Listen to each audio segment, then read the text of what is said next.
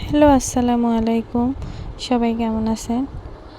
আজকে আপনাদের মাঝে শেয়ার করলাম। বাবার বাড়িতে গিয়েছিলাম আমরা ৩ বোন। তো আমার ২ বোন, বড় বোন ও মেজো বোন ঝাল পুলি পিঠা বানাতে বসে গেছে।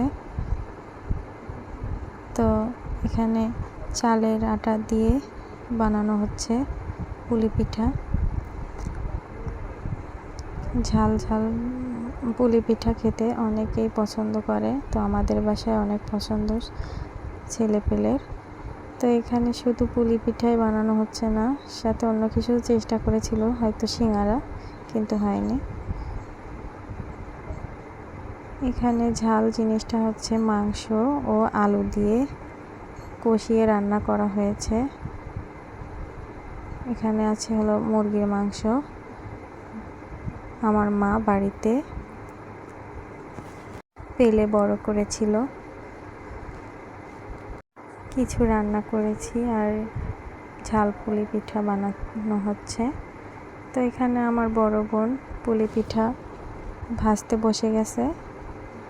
দেখেন, তেলের মধ্যে দিয়ে দিয়েছে পুলি পিঠাগুলো। অনেকেই এটাতে হলুদ দিয়ে কালার করে, তো এখানে আপারা কালারটা করবে না। দেখেন, এমনিতেই অনেকটা সুন্দর হয়েছে কালারটা, দেখতে অনেকটাই ভালো লাগছে। তো এই পুলি পিঠাটা আসলে গরম গরমই ভালো লাগে খেতে, ঠান্ডা হয়ে গেলে এটা ভালো লাগে না।